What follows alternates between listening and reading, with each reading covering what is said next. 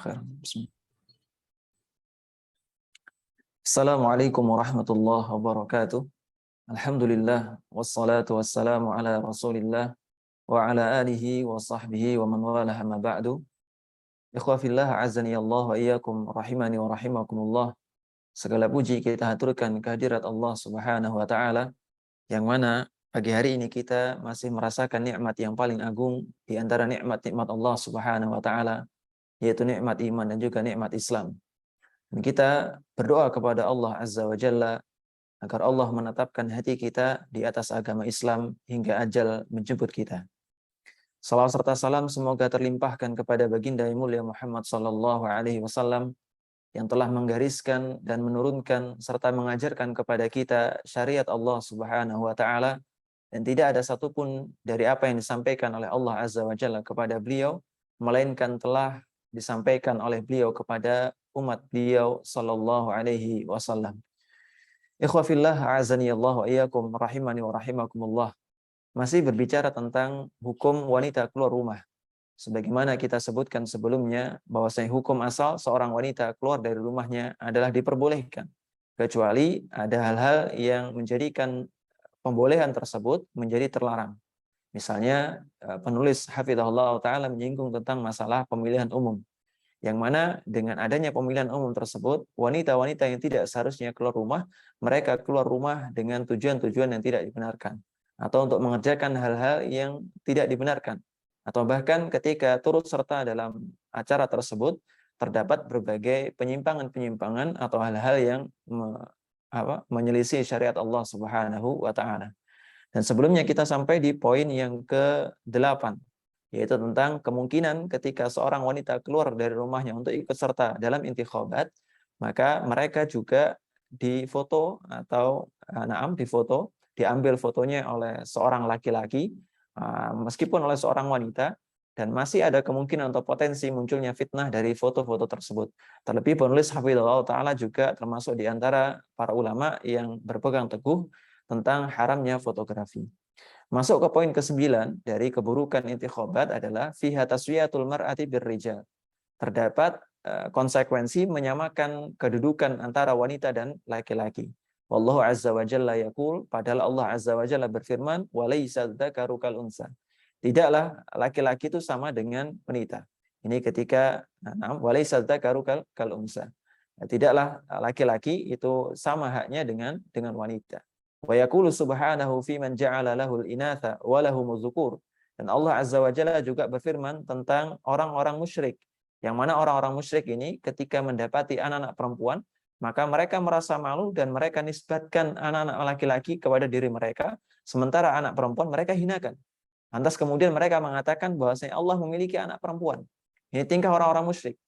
Makanya Allah Azza wa Jalla menegur, memperingatkan mereka secara keras ketika mereka menjadikan anak laki-laki sebagai apa?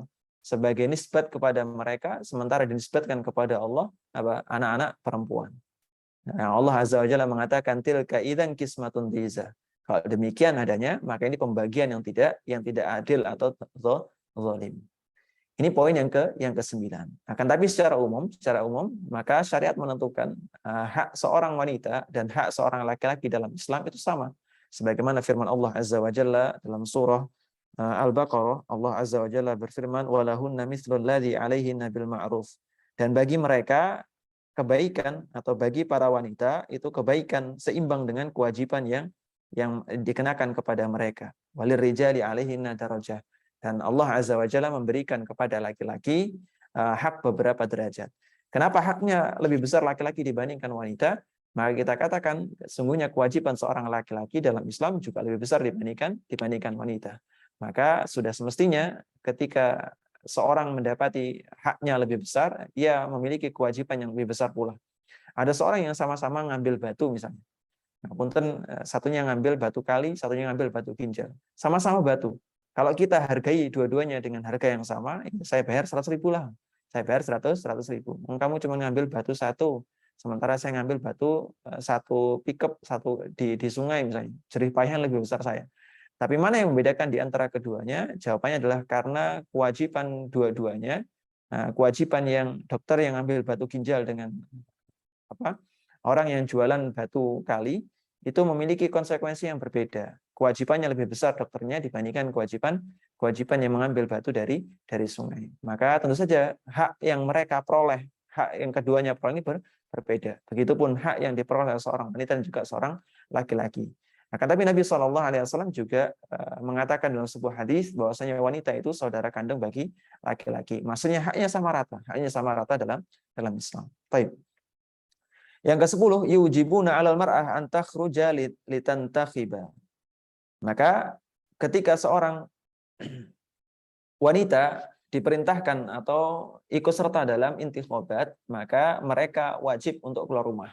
Ya nggak ada intikhabat lewat jalur SMS, ini nggak ada. Jadi mereka datang ke TPS untuk ikut intikhabat atau ikut pemungutan suara, dan ini melazimkan mereka untuk keluar dari rumahnya untuk alasan-alasan tidak dibenarkan dalam syariat. Wallahu azza wa jalla aujaba 'alal mar'ati al-qarar fi baitiha. Padahal Allah azza wa jalla menyarankan seorang wanita untuk menetapi rumahnya. Diam dalam rumah, anteng dalam rumah, ibadah dalam rumah, dan lain sebagainya. Wa khurujul mar'ati rubbama yatarattabu 'alaihi fitnah. Belum lagi kalau wanita keluar dari rumahnya, keluar dari kediaman yang paling aman, nah ada konsekuensi fitnah di dalamnya. Fa in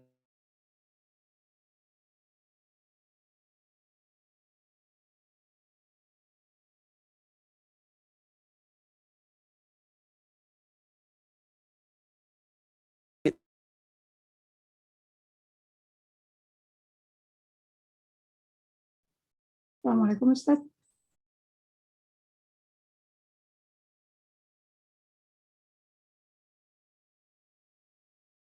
kharaja Rasulullah sallallahu alaihi wasallam fi adha au fitrin.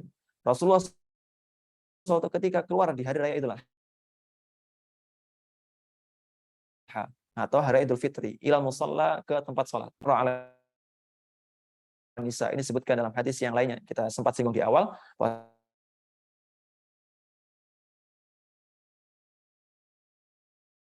Rasulullah ini menegur kita ketika selesai khutbahnya. Faqala, maka Rasulullah mengatakan, ya ma'syar nisa, fa inni uritukunna aktsar alim. Kebanyakan penghuni neraka adalah kaum wanita. Faqulna,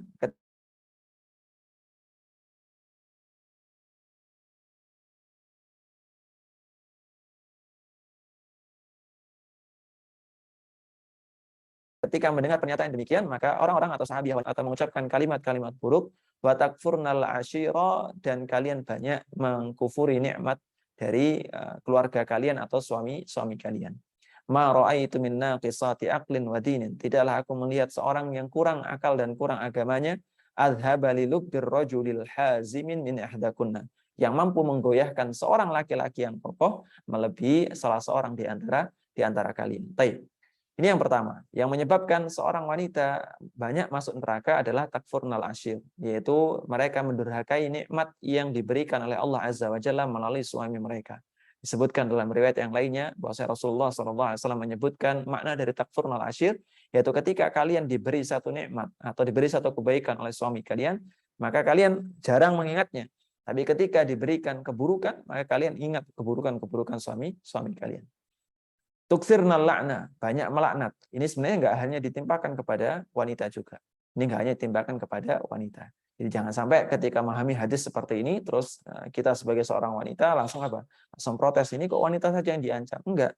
Ini semuanya juga diancam. Jadi orang yang banyak melaknat, orang yang banyak mengkufuri nikmat atau mengkufuri kebaikan keluarganya, mengkufuri kebaikan istrinya, juga mendapatkan hal yang serupa atau ancaman serupa. Atau boleh jadi mendapat ancaman serupa. Kata Rasulullah SAW, tidaklah aku melihat seorang yang kurang akal dan juga kurang agamanya yang mampu meluluh lantakan pertahanan seorang laki-laki melebihi salah seorang di antara kalian dan salah seorang wanita. Ini menunjukkan bahwasanya Rasulullah SAW juga menyebutkan dalam hadis lainnya, ma taraktu ba'di fitnatan hiya asyaddu 'ala rijali minan nisa, hiya adarru, ya tidaklah aku melihat meninggalkan fitnah yang lebih besar setelahku untuk laki-laki melebihi atau lebih berbahaya dibandingkan wanita. Kulna, maka ketika mendengar hal demikian, para sahabat wanita bertanya kepada Rasulullah SAW, apa yang dimaksud dengan kurang agama dan juga kurang akal ya Rasulullah? Maka Rasulullah menjawab satu-satu. Dia mengatakan alaisa syahadatul mar'ati misla nisfi syahadatir rajul? Bukankah syahadat dua orang wanita atau syahadat seorang wanita sama dengan persaksian setengah dari laki-laki? Maka mereka mengatakan, betul ya Rasulullah. Maka Rasulullah menjawab, fadzalika min nuqsani aqliha. Ini maksud dari kurangnya akal mereka. Jadi apa? Kurangnya akal tadi ditunjukkan dengan Islam mengatakan persaksian seorang wanita itu sama dengan persaksian separuh dari laki-laki. Artinya butuh untuk 4 orang wanita untuk bersaksi untuk menggantikan kedudukan dua orang laki-laki. Sebagaimana disebutkan di akhir surah Al-Baqarah. Kemudian Rasulullah mengatakan, alaisa idza hadat lam tusalli wa lam tasum. Bukankah ketika mereka mendapatkan halangan, mereka tidak dikenai kewajiban salat dan juga tidak dikenai kewajiban berpuasa? Maka para sahabiah mengatakan, betul ya Rasulullah. Fadzaliki min nuqsanitiniha. Ini bacanya fadzaliki berarti ya. Fadzaliki min nuqsanitiniha, itulah yang menunjukkan tentang kurangnya agama wanita. Kurangnya agama wanita. Sementara laki-laki dikenai kewajiban setiap waktunya. Dikenai kewajiban setiap waktunya. Ikhwafillah azani Allah wa iyyakum rahimani wa rahimakumullah.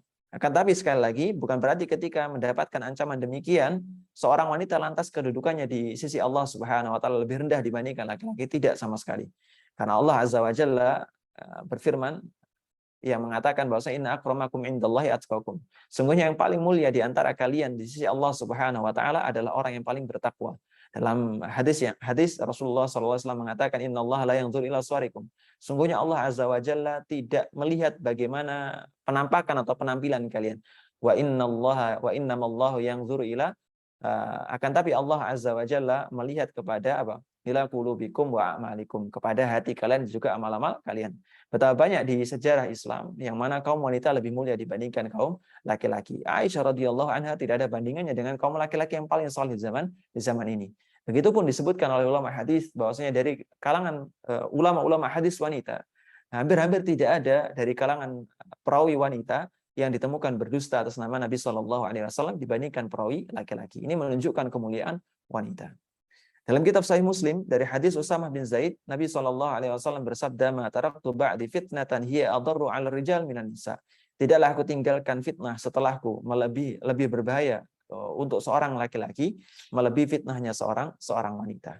Ini juga menunjukkan bahwa fitnahnya seorang wanita ketika mereka keluar dari rumahnya nampak di hadapan laki-laki, ini fitnahnya jauh lebih membahayakan dibandingkan fitnah-fitnah yang lainnya selain fitnah Masih Ad-Dajjal. Walasna namna'u khurujal mar'ah. Kita ini bukan dalam rangka melarang wanita untuk keluar rumahnya. Islam berarti melarang wanita keluar rumah? Enggak sama sekali. Islam membolehkan seorang wanita keluar dari rumahnya karena ada keperluan, misalnya untuk mengajar ilmu, terus kemudian mengantar anaknya sekolah, bahkan bekerja di luar rumah. Tidak ada masalah, Islam membolehkan hal-hal tersebut. Fa inna syar'a qad abaha lahal khuruja li hajatiha. Sungguhnya syariat Islam membolehkan seorang wanita untuk keluar dari rumahnya dalam rangka memenuhi kebutuhan hariannya atau kebutuhan keluarganya. Jadi nggak ada masalah seorang wanita keluar dari rumahnya jika memang ada keperluan. Tapi untuk alasan-alasan tidak dibenarkan secara syariat, bahkan hal-hal yang diharamkan oleh Allah Subhanahu wa taala, maka wanita tidaklah boleh keluar rumahnya. Begitupun laki-laki. Kalau keluar dari rumah dalam rangka bermaksiat kepada Allah, tentu saja dia juga tidak boleh keluar dari rumahnya. Allah Azza wa Jalla berfirman tentang bagaimana kondisi dua putri yang solih dari seorang laki-laki yang solih, dua putri yang solihah dari seorang laki-laki yang solih. Allah Azza wa Jalla berfirman, wa wajada min dunihim ra'ataini tazudan. Dan ia mendapati ketika sampai di negeri Madian, ketika sampai di sumber air Madian, maka ia mendapati dua orang wanita yang soleh. Dua orang wanita yang soleh yang tengah apa? Yang tengah ngantri di sumber mata air. Jadi diam saja, menghalau kambingnya agar tidak mendekat ke sumber mata air. Jadi ada satu sumber mata air yang warga negeri tersebut berkerumun untuk mendapatkan air untuk hewan ternaknya atau untuk kebutuhan mereka pribadi. Dan ada dua orang wanita solihah ini, mereka diam dulu.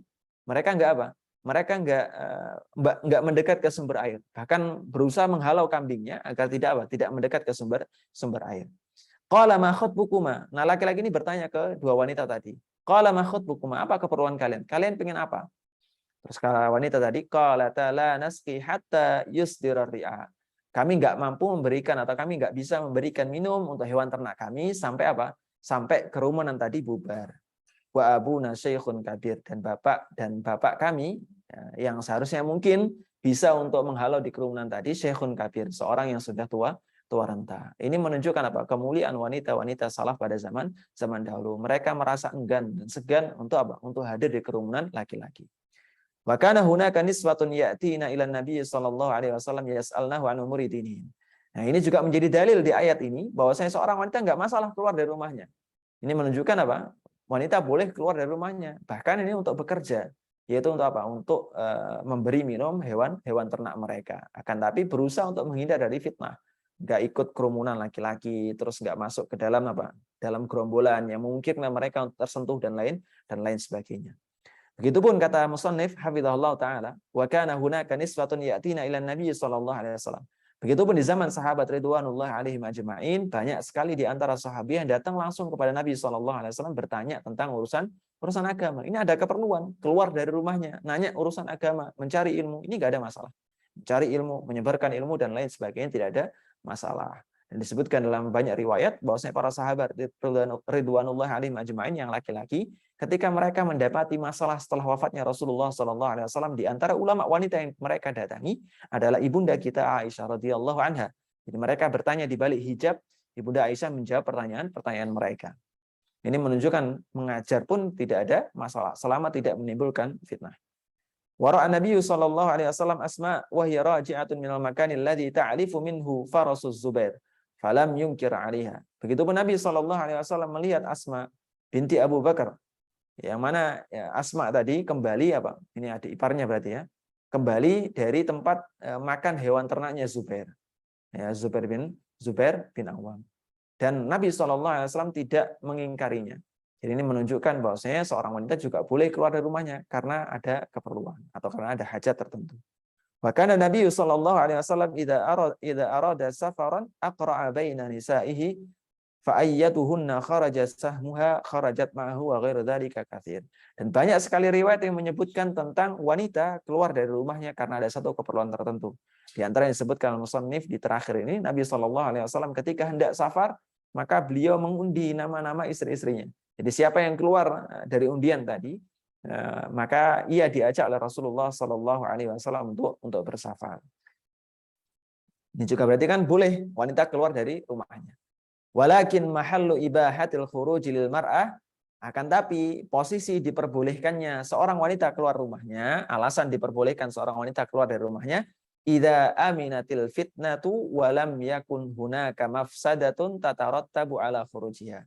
Dengan catatan bahwasanya keluarnya wanita dari rumahnya tadi aman dari fitnah. Jadi tidak ada fitnah yang muncul karena mereka keluar dari rumahnya. Atau walam yakun hunaka mafsadah. Tidak muncul madharat, tidak muncul mafsadah, tidak muncul bahaya bagi diri mereka pribadi ketika keluar rumah. Wa ma min syakkin anna hadza yahsulu inda khurujiha lil intikhabat. Yang mana beliau berpendapat bahwasanya hal ini muncul ketika seorang wanita harus keluar dari rumahnya karena intikhabat. Jadi ketika seorang wanita keluar dari rumahnya karena intikhabat, alasan tidak syar'i berdasarkan pendapat beliau yang kita baca sebelumnya, maka apa? Maka tatarattabu alaihal fitan. Banyak fitnah yang muncul karena sebab keluarnya wanita dari rumahnya. Qala qailuhum, sebagian mereka atau yang membela pendapat diperbolehkannya seorang wanita turut serta dalam intikhabat adalah innana idza lam nantakhib, kalau seandainya tidak memilih seorang laki-laki yang saleh dari kader atau calon yang ada, ya'ti syuyu'iyyu, maka orang-orang komunis datang atau orang-orang komunis mengisi wa yasubbu 'ala sultah. Ini bacanya sultah ya, bukan salatoh. Beda antara salatoh dengan sultah. Kalau sultah halnya kekuasaan. Jadi khawatirnya kata sebagian orang, kalau misalnya nggak turut serta dalam intikhabat, ya banyak syuyu'iyyu, sosialis, komunis, untuk apa? Nah, mereka mengisi tampuk-tampuk kekuasaan. Maka jawabannya adalah annana lasna mufawwadina fi dinillah. Kita itu enggak dipasrahkan untuk menjaga, maksudnya lasna mufawwadina fi dinillah. Kita enggak diperintahkan untuk menjaga ya, bukan mengambil sebab menjaganya, tapi menjaga agar agama Allah tetap ada. Tapi mengambil sebabnya tetap diperintahkan oleh Allah Subhanahu wa taala. Sebagaimana disebutkan dalam nas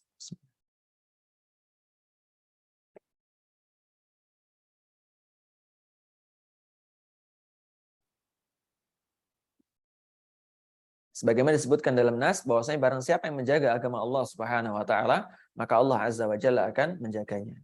Allah Azza wa Jalla berfirman, "Laisa laka minal amri syai'un." Tidaklah kalian dibebani perkara atau tidaklah kalian memiliki amr, memiliki kekuasaan untuk memerintah sedikit pun, memiliki kekuasaan untuk mengatur segala sesuatu sedikit pun.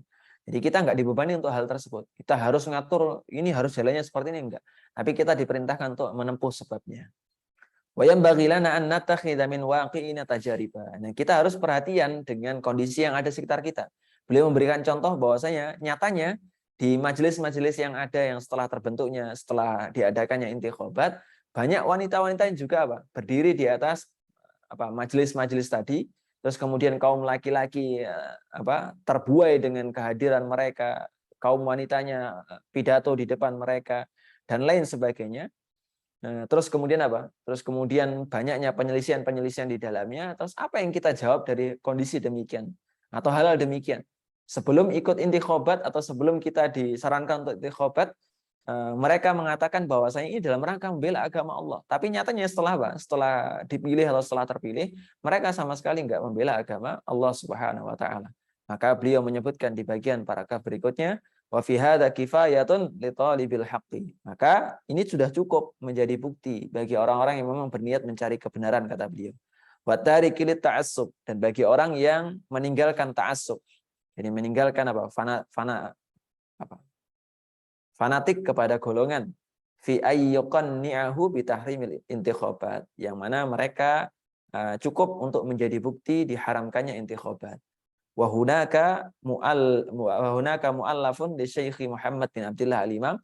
Ini rujukan yang beliau sarankan untuk dibaca, karya Syekh Muhammad bin Abdullah Al-Imam hafizahullah taala tentang masalah haramnya intikhabat. Waqad ittala'tu ala risalah bi unwan syar'iyyatul intikhabat. Aku juga sudah menelaah risalah yang berjudul atau karya yang berjudul Syar'iyyatul Intikhabat. Nah, sunnahnya atau anjuran untuk ikut serta intikhabat. Karya Abdul Majid Az-Zindani atau Az-Zandani, fa idza fiha kalamun hurra. Kata beliau, ya di dalamnya cuma celotehan, kata beliau. Ini kasarannya ya. Di dalamnya banyak sekali perkataan-perkataan wa yahmilul adillata, yang mana beliau memaknai dalil ma la tatahammaluhu, yang tidak seharusnya. Jadi membawakan makna suatu dalil ke arah yang tidak seharusnya. Walakin naul hawa, dan sekedar hawa nafsu belaka. Yu'mi wa yusim, yang mana menjadikan mata buta dari kebenaran dan juga telinga tuli dari yang hak. As'alullah lana wa lahul hidayah, dan aku memohon kepada Allah untuk kita dan juga untuk beliau, yaitu Abdul Majid Az-Zindani atau Az-Zandani, hidayah atau petunjuk dari Allah Subhanahu wa taala. Dan kata beliau di akhir pembahasan tentang kata siapa wanita tidak boleh keluar dari rumahnya, wa man tajarra'a ba'da tilaihi. Setelah kalau ada orang yang setelah menelaah bukti-bukti tentang tidak disyariatkannya intikhabat atau turut serta dalam intikhabat, ala hadhil umur al-mukhalifah lisyara', yang mana beliau berpendapat ini menyelisih syariat, allati tatadammanaha al-intikhabat, yang terkandung dalam intikhabat, wa qala bi masyru'iyyatiha, setelah ditelaah semuanya, dikasih bukti, dikasih hujah, dikasih dalil, terus kemudian tetap mengatakan bi masyru'iyyatiha, bahwasanya intikhabat itu disyariatkan, disunahkan, tidak ada masalah. Fa hadhihi minhu mukabarah. Ini menunjukkan rasa pongahnya dia. Rasa pongahnya dia. Wattiba'u hawa, dan menunjukkan ia mengikuti hawa nafsunya. Karena di antara ciri kesombongan adalah ketika batarul haq wa ghamtun nas, yaitu menolak kebenaran dan meremehkan manusia. Jadi ketika sudah disajikan sesuatu yang benar, terus kemudian ditolak atau berpendapat dengan hawa nafsunya, maka ini bentuk kesombongan. Tapi ala kulli hal, ikhwafillah azani Allah wa iyyakum rahimani wa rahimakumullah, kita juga nggak mengungkiri bahwasanya di antara para ulama terjadi perbedaan dalam masalah ini, terutama ketika mereka dimintai fatwa tentang suatu kondisi negeri tertentu. Jadi ketika kita membaca fatwa Syekh Muhammad bin Shalih Al-Utsaimin, kita membaca fatwa Syekh Shalih Fauzan dan lain sebagainya tentang nasihat untuk beberapa negeri tertentu yang mana penanya berasal dari beberapa negeri sekuler misalnya, terus kemudian bertanya tentang masalah intikhabat ini, maka mereka menjawab dengan beberapa pertimbangan maslahat dan lain sebagainya. Jadi kita nggak mungkiri tentang adanya perbedaan hal tersebut. Jadi kalau misalnya kita temukan guru-guru kita ada yang memilih berpendapat ya intikhabat ini disyariatkan dalam kondisi ini, ya kita nggak bisa langsung oh ini keluar dari Ahlussunnah wal Jamaah. Wallahu taala a'lam bissawab. Baik. Berikutnya tentang masalah al-hijabu wa ghaddul basar. Hijab, syariat tentang hijab dan juga syariat untuk menundukkan pandangan. Baik. Allah Azza wa Jalla berfirman, "Ya ayyuhan nabiyyu qul li azwajika wa banatika wa nisa'il mu'minin." Wahai Nabi wa Muhammad, katakanlah kepada istri-istrimu dan juga anak-anak perempuanmu, wa nisa'il mu'minin dan wanita mukminin seluruhnya, yudanina 'alaihinna min jalabibihinna. Hendaknya mereka mengulurkan jilbab-jilbab mereka di atas dada mereka. Dzalika adna ayyu'rafna fala yu'dzain. Ini niscaya hal tersebut lebih menjadikan mereka dikenal dan juga tidak disakiti. Wa kana Allahu ghafurur rahima, dan Allah Azza wa Jalla Maha Pengampun lagi Maha Penyayang. Ini diantara hal yang menunjukkan atau syariat yang menunjukkan tentang disyariatkannya hijab bagi wanita muslimah, bukan hanya untuk istri-istri Nabi SAW atau untuk putri Nabi SAW, melainkan untuk kaum muslimah secara umum. Dan insya Allah kita akan membahas tentang pembahasan ini di pertemuan depan. Semoga Allah Azza wa Jalla memberikan taufik dan kesehatan kepada kita sehingga kita bisa kembali berjumpa, kembali mengulas tentang agama Islam ini dan semakin mendekatkan diri kita kepada Allah Subhanahu wa taala. Jika ada pertanyaan yang berkaitan atau yang tidak yang mampu kami jawab, maka kami jawab. Barakallahu fiikum wa sallallahu ala nabiyyina Muhammad walhamdulillahi rabbil alamin. Baik, Insyaallah jazakallahu khairan Ustaz atas paparan materinya. Baik, kepada akhwat yang ingin bertanya dipersilakan raise hand terlebih dahulu jika ingin bertanya langsung atau bisa menuliskannya di kolom chat pada Zoom ya, akhwat. Dan untuk sesi tanya jawab ini akan dipandu oleh saudari kita Ukhti Hera Tafadhali. Naam, Ukhti Susan, jazakillahu khairan. Izin bacakan pertanyaan di kolom chat, Ustaz. Oke, silakan. Assalamualaikum, Ustaz. Dalam memutuskan suatu hal dalam rumah tangga, misalnya untuk membeli sesuatu, apakah istri hanya mengikuti pendapat suami saja atau boleh berdiskusi, Ustaz? Dikarenakan khawatir wanita karena kurang akalnya jadi hanya mengikuti hawa nafsu gitu, Ustaz. Jazakallahu khairan. Jazakallahu khairan. Barakallahu fiik. Baik, ikhwah fillah azani Allah wa iyyakum rahimani wa rahimakumullah. Nabi SAW menyebutkan dalam sebuah hadis yang beliau bersabda yang artinya kurang lebih, kalau tidak salah ini dinilai sahih oleh Syekh Al-Albani rahimahullah taala. Beliau mengatakan perkara yang halal adalah sesuatu yang dihalalkan oleh Allah Subhanahu wa taala. Ada persetujuannya dari syariat. Dan perkara yang haram adalah perkara yang diharamkan oleh syariat, wa ma sakata anhu fa huwa afun. Adapun yang didiamkan oleh syariat baik oleh Al-Qur'an maupun As-Sunnah fa huwa afun, maka ini dima'fu. Ini dibebaskan bagi mukallaf atau kepada mukallaf. Dan kaidah yang kami dapatkan dari pelajaran Nail Autor bersama guru kami Saudara Ihsan Silviantoro hafizahullah taala, beliau mengatakan segala sesuatu yang tidak dijelaskan syariat atau syariat mendiamkannya, maka hal tersebut atau perinciannya diserahkan kepada masing-masing mukallaf.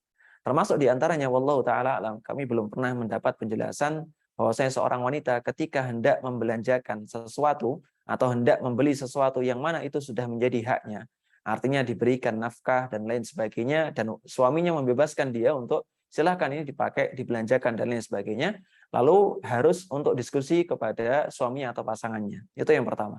Jadi hukum asalnya tidak harus diskusi. Hukum asalnya tidak harus diskusi.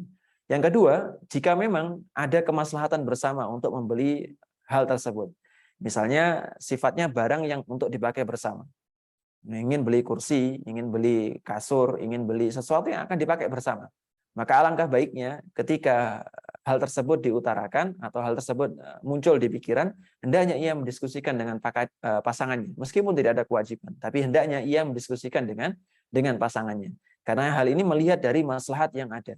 Maslahat yang ada. Terlebih kalau misalnya menyadari dirinya itu kalau milih sesuatu bukan pada fungsinya, tapi pada warnanya. Ini kebanyakan kan kaum wanita biasanya muslimah ketika melihat sesuatu jarang yang melihat secara fungsi. Jadi ketika datang ke toko furniture terus melihat, oh ini lucu, nah ini unik, ini gambarnya atau warnanya lucu. Kalau menyadari hal demikian, maka alangkah baiknya dia berdiskusi dengan pasangannya.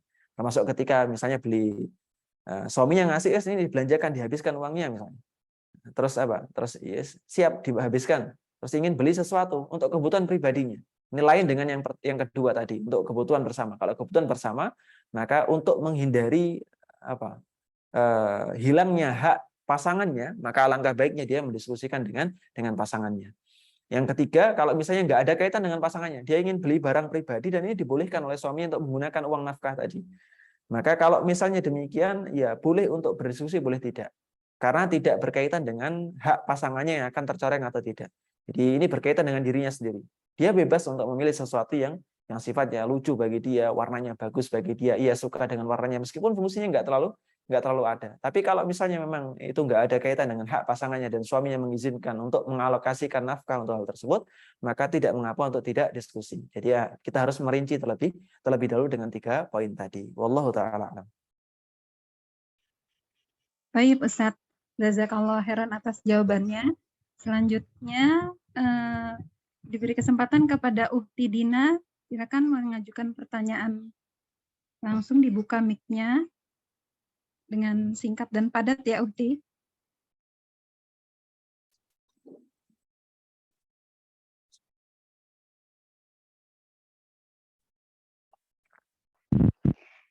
Iya, terima kasih atas kesempatannya yang diberikan kepada saya, Ustazah.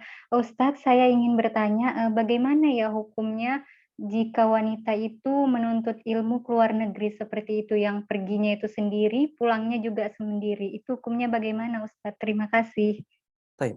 Ikhwafillah azani Allah wa iyyakum rahimani wa rahimakumullah. Kita sampaikan di perjumpaan sebelumnya bahwasanya Nabi SAW bersabda, la yahillu limra'atin mu'minatin billahi wal yaumil akhir. Tidak halal bagi seorang wanita yang beriman kepada Allah dan hari akhir antusafira lailatan biduni mahram. Untuk bersafar satu malam atau dengan jarak safar dengan tanpa mahramnya.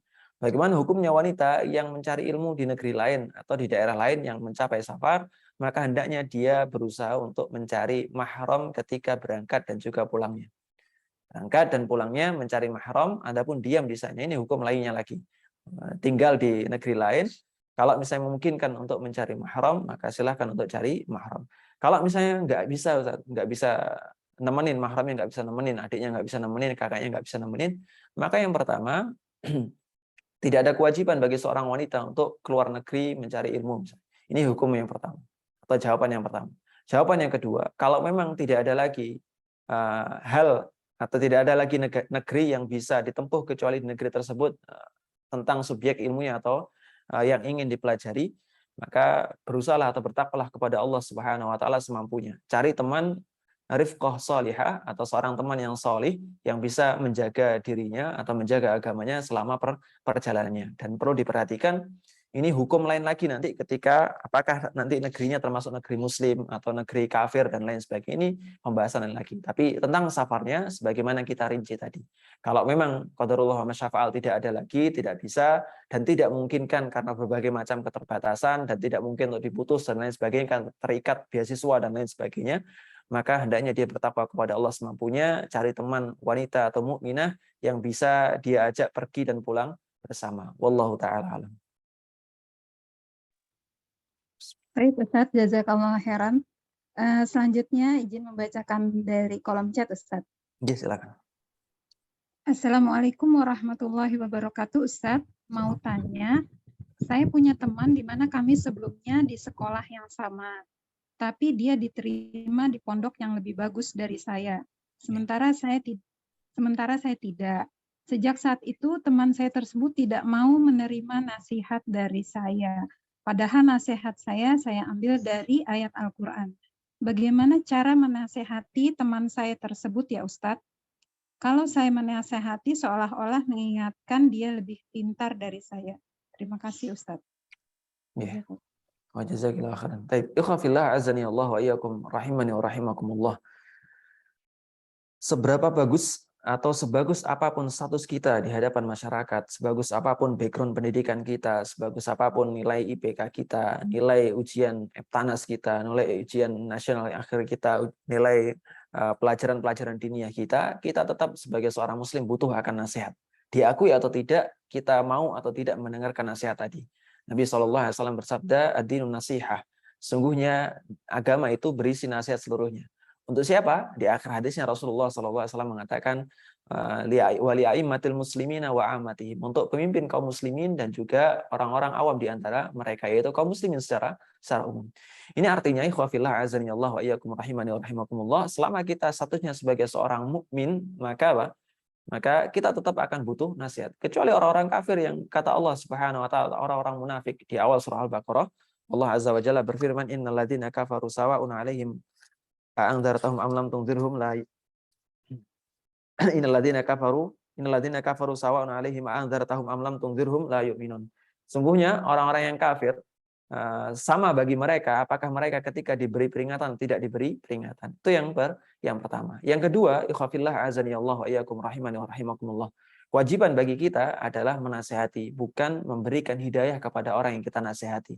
Orang yang kita nasihati nolak atau nerima, itu urusan mereka di hadapan Allah Subhanahu wa taala.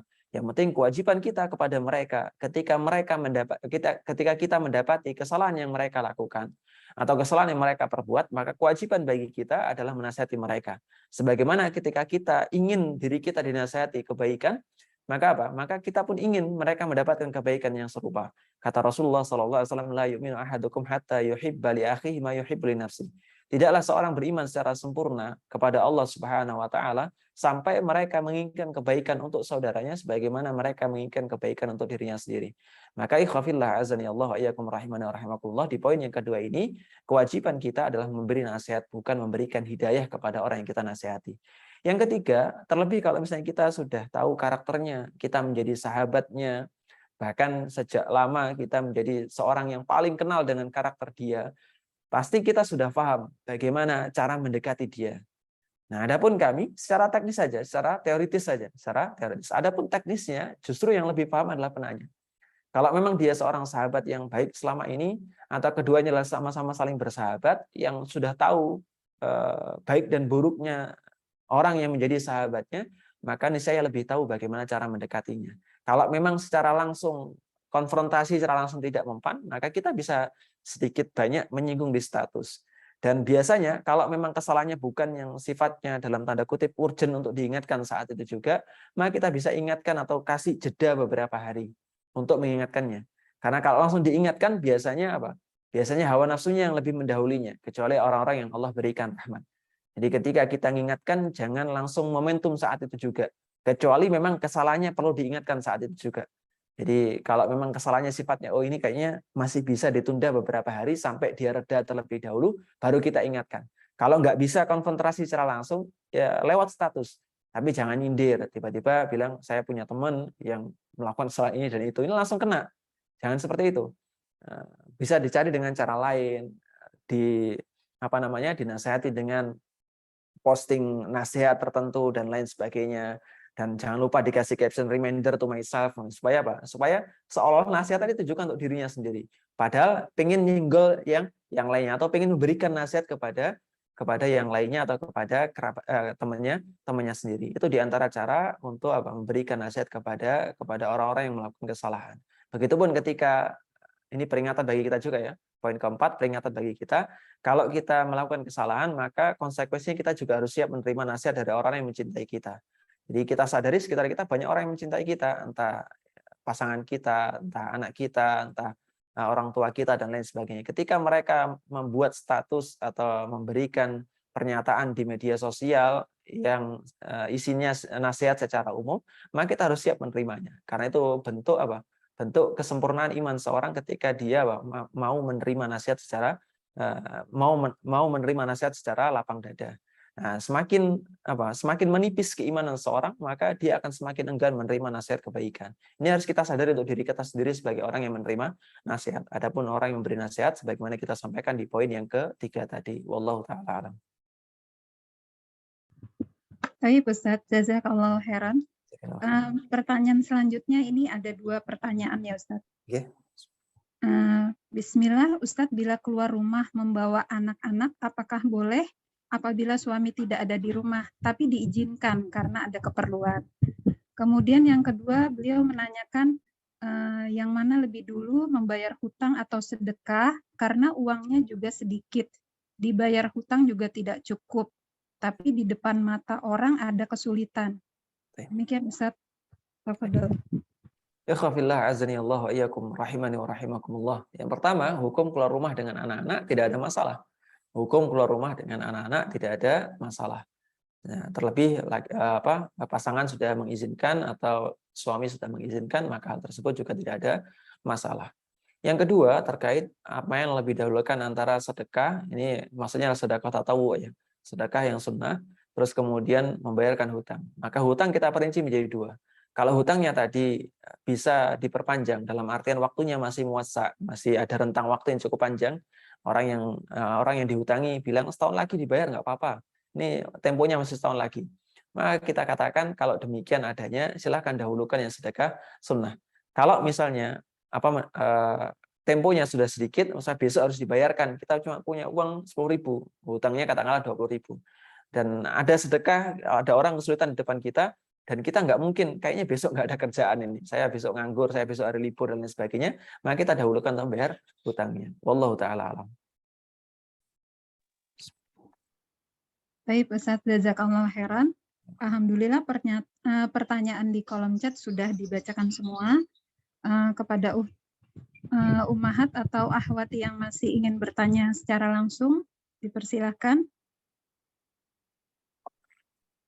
Kalau tidak ada lagi, Ana serahkan kepada Mufti Susan. Jazakallahu khairan Ustadz atas jawaban-jawabannya yang insya Allah sangat bermanfaat bagi kami. Insya Allah. Jazakallahu khairan Mufti Hera sudah membacakan pertanyaan. Baik Ustadz, dengan berakhirnya sesi tanya jawab, maka berakhir pula kajian kita. Mungkin ada nasihat atau kesimpulan yang ingin disampaikan Ustadz? Silakan. Ikhwafillah azani Allah wa iyyakum rahimani wa rahimakumullah. Ada satu ayat yang begitu mengena bagi hati kita atau hati orang-orang beriman, yang beriman kepada Allah Azza wa Jalla dan juga hari akhir. Allah Azza wa Jalla berfirman, lilladzina ahsanul husna wa ziyadah.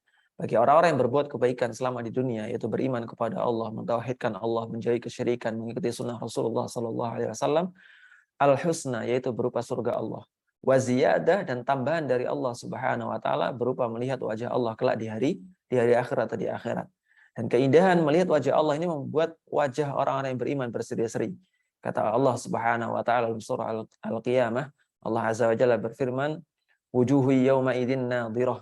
Wajah orang-orang yang beriman bersinar, berseri-seri. Kenapa? Ila rabbiha nadhirah. Karena mereka melihat langsung wajah Allah Subhanahu wa taala. Dan ini bisa kita tempuh atau bisa kita dapatkan dengan cara kita bersabar di atas ketaatan kepada Allah Subhanahu wa taala. Mungkin yang jenengan dapatkan dari pelajaran tentang wanita keluar rumah kok dilarang-larang dan ini itu. Siapa yang melarang? Allah Azza wa Jalla. Enggak, Allah enggak melarang, tapi Allah memberikan batasan. Tujuannya apa? Hikmahnya apa? Ini demi maslahat bagi wanita-wanita mukminah, agar mereka terjaga dari fitnah, agar mereka tidak menimbulkan potensi fitnah bagi laki-laki dan lain sebagainya. Toh apa yang dianjurkan oleh syariat, sebagaimana Allah Azza wa Jalla mengatakan waqarna fi buyutikunna, dan hendaknya kalian diam di dalam rumah-rumah kalian, ini juga bukan sesuatu yang berat. Kita diperintahkan untuk diam, kita dianjurkan untuk diam dalam rumah, ini bukan sesuatu yang berat. Bukan sesuatu yang berat. Kita masih bisa melakukan kebaikan-kebaikan ketika berada dalam rumah. Kita masih bisa mengerjakan segala macam hal positif dalam rumah kita. Dan ini yang menganjurkan hal seperti ini adalah Allah Subhanahu wa taala. Dan Rasulullah SAW juga menjelaskan banyak sekali keutamaan atau maslahat di dalamnya. Dan kita sebagai seorang yang beriman, manut, pasrah, tunduk kepada Allah Subhanahu wa taala. Semakin kita tunduk, semakin kita patuh, semakin kita tidak mempertanyakan apa yang Allah Azza wa Jalla perintahkan kepada kita, apa yang Rasulullah syariatkan kepada kita, maka semakin menunjukkan bahwasanya keimanan dalam hati kita semakin kokoh. Demikian, semoga Allah Azza wa Jalla memberikan manfaat dan juga taufik kepada kita untuk mengamalkan apa yang kita dapatkan, dan juga semoga Allah memudahkan kita untuk mengamalkan ilmu yang kita dapatkan di pagi hari ini. Kita tutup dengan doa kafaratul majlis. Subhanakallahumma bihamdika asyhadu an la ilaha illa anta astaghfiruka wa atubu ilaik. Assalamualaikum warahmatullahi wabarakatuh. Kami serahkan kepada panitia. Barakallahu fiik.